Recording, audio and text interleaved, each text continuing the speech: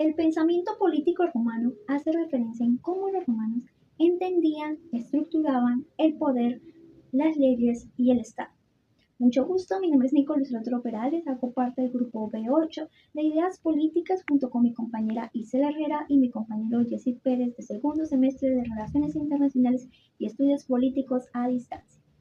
Bueno, el día de hoy vamos a hablar sobre los pensadores romanos o del pensamiento político romano y su incidencia en la política contemporánea. Pero primero que todo y antes que nada, damos paso a comprender aquel pensamiento romano y su incidencia tan vital en nuestra política, en nuestro ordenamiento jurídico, en por qué su legado aún sigue vigente. Primeramente, tengamos en cuenta que si sean los griegos y los romanos, los principales debatientes, los principales pensadores de la política. Pero los romanos, a diferencia de los griegos, eran mucho más prácticos, no tan teóricos, sino más prácticos, porque buscaban una solución más rápida para mantener el equilibrio del orden y de la estabilidad de su estado. También tengamos en cuenta que gracias a los romanos, hoy lo que conocemos como códigos, como derechos civil, derecho público, derecho de gentes o derecho extranjero, derecho privado, es porque ellos lo labraron. En el siglo 50 a.C. se dio a conocer por primera vez el Ius Civile, un conjunto de leyes escritas en 12 tablas. Se conocían como las 12 tablas, pero era un conjunto de leyes bastante crueles, bastante inhumanas para mantener una convivencia, un orden o también para castigar a sus ciudadanos, a los extranjeros o a los esclavos. Tengamos en cuenta que no todo el mundo era considerado personas en antigua Roma. También, gracias a esa aparición del Ius Civile, se dieron a conocer diferentes factores, en este caso dos, que fueron los pretores, los jueces que conocemos, y los edictos, que son las jurisprudencias, que actualmente son dictadas por las altas cortes o por jueces de la República, que son para llenar aquellos vacíos normativos que existen en nuestro país. Por otro lado, el derecho civil después del siglo V, después de Cristo, desapareció, pero se reemplazó por el derecho germánico, pero siguió vigente en el Imperio Bizantino o lo que se conoce como el Imperio Justiniano. ¿Por qué siguió vigente ahí? Porque ahí hubo la recodificación o la codificación del derecho civil, que dio paso a conocerse como el Corpus Iuris Civile, donde en el siglo XI se positivizó y ahí se dio paso a lo que conocemos más notoriamente como el Código Civil, que también tomó cierta parte de los 5 códigos de Napoleón. Se sirvieron como inspiración para el ordenamiento jurídico civil de nuestro país. Por otro lado, los romanos también crearon el derecho de gentes, el derecho para los extranjeros, que es ese, también el derecho privado, donde hay incidencias o se entienden los problemas o los conflictos entre Estado y particulares, el derecho comercial, que es entre Estado y particulares, o particulares y particulares, o sea, de personas y personas.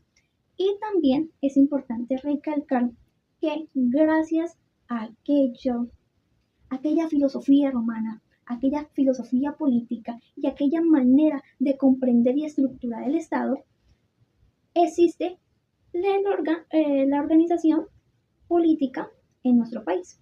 Nosotros somos República de Colombia. Los romanos también, además fueron monarquía, fueron imperio, pero también fueron república, donde está estructurado el Senado, las asambleas y la diferente repartición de poder en diferentes instituciones para que no haya la centralización del poder y asimismo no exista una tiranía, un poder totalitario, sino que el poder esté dividido y no recaiga en una sola persona. Así que damos paso a mis demás compañeros que nos van a brindar un análisis de diferentes pensadores políticos romanos. A continuación explicaré las características, las etapas y uno de los principales pensadores del pensamiento político romano.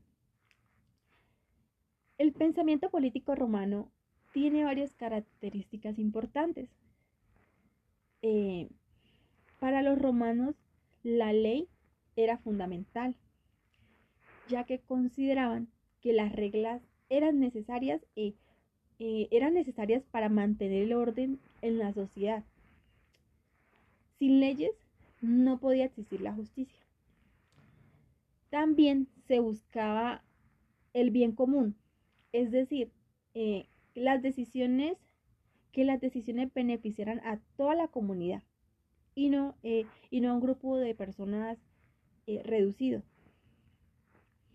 Además, se valoraba la participación de los ciudadanos, especialmente en la época de la República, donde tenían intervención en la política. Otra característica importante era la organización del poder, ya que se distribuía entre varias personas con el fin de evitar abusos. En cuanto a las etapas de Roma, encontramos tres principales. La primera, la monarquía, donde el poder estaba en manos de un rey.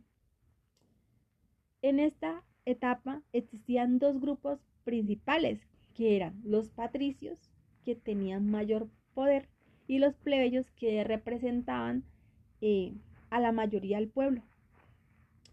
Luego encontramos la república, donde el poder se divide entre instituciones como cónsules y el Senado, lo que permitía mantener un equilibrio político. Finalmente, el imperio, donde el poder se concentra en el emperador, aunque algunas instituciones continuaron existiendo. Un pensador importante fue Cicerón, ya que él afirmaba que el gobierno debía ser justo y que las leyes deberían beneficiar a todos los ciudadanos. Además, defendía el bien común. Defendía el bien común, que debía estar por encima de los intereses personales. Analizando este panorama y comparándolo con la política contemporánea, podemos notar que muchas de estas ideas siguen vigentes. La importancia de la ley continúa siendo la base de los estados modernos.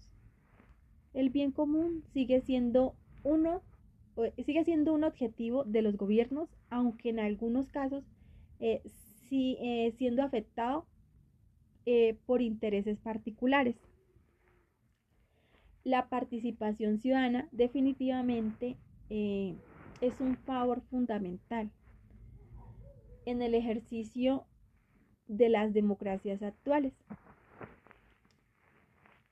Sin embargo, existe una mayor inclusión y reconocimiento de los derechos que permiten garantizar una sociedad más equitativa. En conclusión, el pensamiento político romano se basa en la ley, en el orden y el bienestar de la sociedad a partir de las ideas como factor contributivo e influyente en la política contemporánea. Hoy vamos a hablar de Lucio Aneo Séneca, quien nació en el año 4 a.C. y murió en el año 65 después de Cristo. ¿Quién fue Lucio Aneo Séneca? Lucio Aneo Séneca fue un ministro, un filósofo, un orador, un escritor, estoico. Séneca se centró en la ética y el comportamiento de los gobernantes. Él decía que quienes tienen el poder deben actuar con responsabilidad y con moral. Él tenía un concepto de la filosofía.